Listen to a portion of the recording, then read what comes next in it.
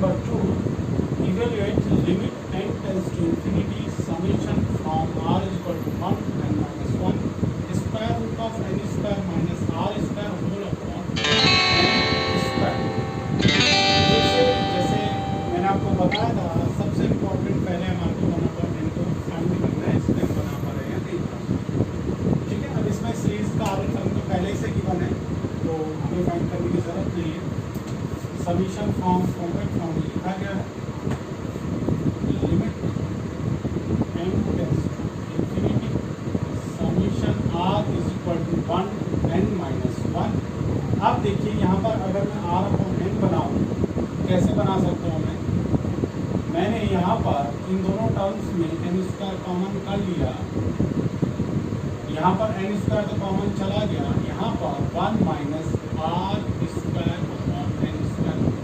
फिर से वही बात, यहाँ पर तो n स्क्वायर है नहीं, तो मैंने n स्क्वायर से मल्टीप्लाई कराया और डिवाइड कराया, n स्क्वायर यहाँ पर भी हो गया, n स्क्वायर यहाँ पर भी हो गया, तो कॉमन आ गया, यस, और r square upon n square बच ब्रैकेट के अंदर। सो n स्क्वायर और होल अपॉन आपके पास कितना है n square, right. Limit n tends to infinity summation r is equal to 1 n minus 1। n square under root से बाहर आएगा तो n हो जाएगा, ये आप लोग जानते हैं, n square root of 1 minus r upon n whole square, and this is n square. n से एक n कैंसिल हो जाएगा, तो यहाँ पर 1 अपॉन n बच जाएगा जो हमें चाहिए। Limit n tends to infinity 1 upon n हो गया, और यहाँ पर आपका कितना बच गया, square root of 1 minus r upon n whole square. Now this solution is ready to substitute all these substitution।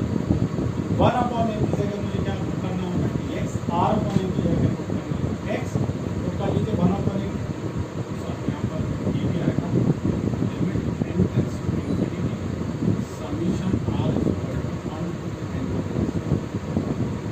Now limit n tends to infinity summation r is equal to 1 to n minus 1, r is equal to 1 to n minus 1, इसकी जगह भी कर लिखना sign of integral over limit 1 upon n की जगह कितना होगा मेरे पास dx, और r अपॉन n की जगह कितना होगा, पुट कर दिया x, so this is square root of 1 minus x square. अब हमारे को क्या फाइंड करनी है, लोअर लिमिट और अपर लिमिट। तो लोअर लिमिट हम कैसे फाइंड करते हैं, x1 limit is equal to limit n tends to infinity r upon n, और r की जगह हम क्या पुट करते हैं, सिग्मा जहाँ से स्टार्ट होता है, सिग्मा कहाँ से स्टार्ट होगा, range r is equal to 1, तो r की जगह क्या पुट कर देंगे, 1 पुट कर देंगे, r की जगह मैंने यहाँ पर क्या पुट करा 1, limit n tends to infinity इसमें लगाएंगे 1 अपॉन इंफिनिटी 0, तो लोअर लिमिट मेरे पास कितनी आ जाएगी 0। अब इसका स्क्रीनशॉट ले लीजिए, मैं इसीलिए चलिए लोअर लिमिट हो गया 0। अब अपर लिमिट जब हम फाइंड करेंगे x2, तो इसमें r की जगह हम क्या पुट करते थे, जो सिग्मा की अपर रेंज होती है, अपर रेंज क्या है n-1 है, r की जगह यहाँ पर n-1 पुट करिए, limit n tends to infinity n minus 1 n, r की जगह क्या पुट कर देंगे n-1, limit n tends to infinity 1 minus 1 n upon n minus 1 upon n upon n हो गया 1। अब इसमें लिमिट पुट कीजिए 1 minus 1 upon infinity, 1 upon infinity कितना हो गया 0, कितना आ गया 1 आ गया, this is 1, so upper limit is 1। Now square root of 1 minus x square dx, clear. अब आप इसमें क्या पुट कर सकते हैं, देखिए x इज इक्वल टू आप साइन थीटा पुट कर दीजिए, dx इज इक्वल टू कितना हो जाएगा cos थीटा d थीटा, ये कितना हो गया square root of 1 minus sine square theta, और ये कितना हो जाएगा आपका dx से जाएगा कितना हो जाएगा cos theta d theta, 1 minus sine square theta cos square theta, cos square theta under root से बाहर आएगा तो कितना आएगा cos थीटा।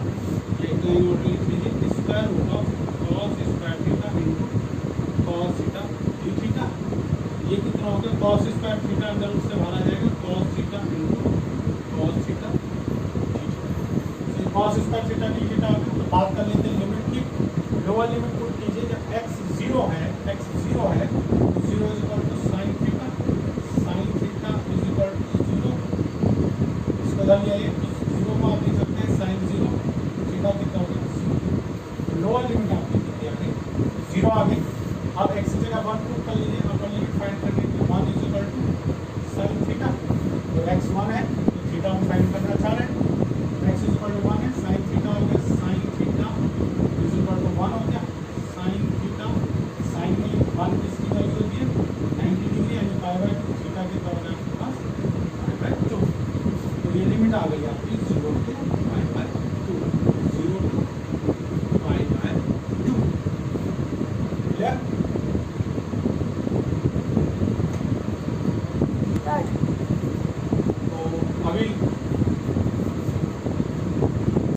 लास्ट लाइन हमारे पास आ गया था 0 to π/2 cos theta into cos theta. तो cos theta into cos theta cos square theta D theta हो जाएगा। अब इस इंटीग्रल को फाइंड करने के लिए हम इस रिजल्ट को यूज करेंगे। मैंने आपको गामा फंक्शन के चैप्टर में आपको बताया था जब हमने वो पढ़ा था गामा फंक्शन।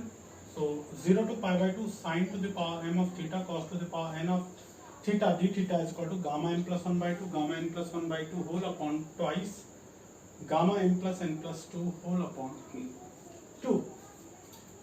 तो यहाँ पर देखिए cos स्क्वायर थीटा आप जानते हैं cos स्क्वायर थीटा का मतलब होता है cos थीटा होल स्क्वायर। तो अब यहाँ पर देखिए sin थीटा तो यहाँ पर है नहीं तो sin थीटा और पावर 0 लिख सकते हैं। किसी की पावर 0 होगा तो आंसर 1 आता है। आप जानते हैं कि फाइनाइट रियल नंबर का अगर आप वैल्यू लिखते हैं रियल नंबर की पावर अगर 0 लिखते हैं तो वैल्यू 1 होती है। आप जानते हैं m यहाँ से कंपेयर कीजिए m हो गया 0 और n हो गया आपका यहाँ पर कितना 2 हो गया। तो अब इसमें रिजल्ट लगाइए m प्लस 1 तो m है 0 n कितना है यहाँ पर 0 इधर लिखे तो मैं n कितना है 0 और n कितना है आपके पास 1 है।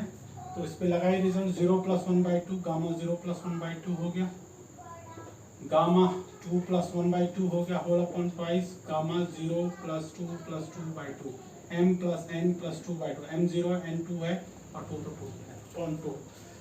ये गामा 1/2 हो गया गामा 3/2 हो गया ट्वाइस ये कितना हो गया आपका 2 प्लस 2 4 अपॉन 2 2 हो गया गामा 2 हो गया। आप जानते हैं गामा 1/2 की वैल्यू कितनी होती है स्क्वायर रूट ऑफ पाई और गामा 3/2 को आप लिख सकते हैं 1/2 into square root of pi.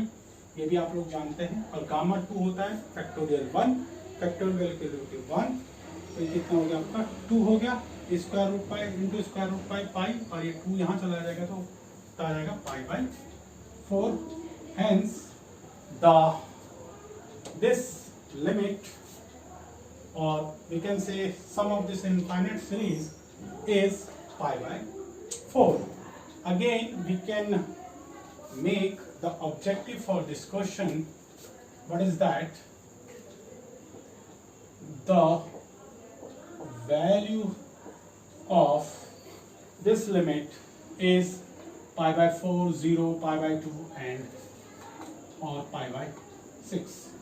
So as here we can see जो ये हमने लिमिट फाइंड करी इसकी वैल्यू कितनी आई π/4। तो अब देखिए इसमें कौन सा ऑप्शन सही है π/4 this is π/2 π/6 0 and this π/4 hence option is correct।